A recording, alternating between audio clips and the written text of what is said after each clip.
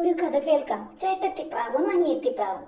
ഒരിടത്തൊരു കാട്ടിൽ ഒരു ചേട്ടത്തിപ്രാവും അനിയത്തിപ്രാവും താമസിച്ചിരുന്നു. അനിയത്തിപ്രാവ് മഹാപാവമായിരുന്നു. എന്നാൽ ചേട്ടത്തിപ്രാവോ മഹാദുഷ്ടയും. എപ്പോഴും അനിയത്തിപ്രാവിനെ ഉപദ്രവിക്കുമായിരുന്നു.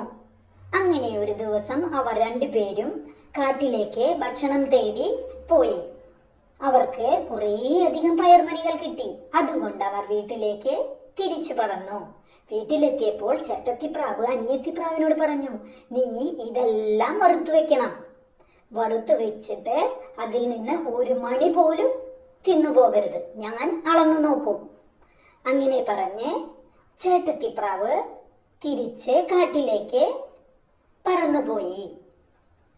കുറച്ചു സമയത്തിന് ശേഷം ചേട്ടത്തിപ്രാവ് തിരിച്ച് കുടിലിലേക്ക് വന്നു.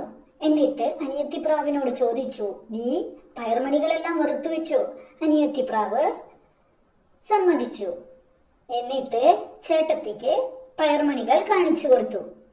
ചേട്ടത്തിപ്രാവ് നോക്കിയപ്പോഴോ അതിൽ പയർമണികൾ പകുതിയായി കുറഞ്ഞിരിക്കുന്നു. ചേട്ടത്തിപ്രാവിന് ദേഷ്യം വന്നു. ചേട്ടത്തിപ്രാവ് അനിയത്തിപ്രാവിനെ കൊത്തി കൊത്തി കൊന്നു. എന്നിട്ട് കുറച്ചു ദിവസങ്ങൾക്ക് ശേഷം ചേട്ടത്തിപ്രാവ് കാട്ടിലേക്ക് ഇര തേടി പോയി. ചേട്ടത്തിപ്രാവിന് കുറേയധികം പയർമണികൾ കിട്ടി. ഈ പയർമണികളെല്ലാം കൊണ്ടുവന്ന് ചേട്ടത്തിപ്രാവ് വറുത്തു നോക്കി.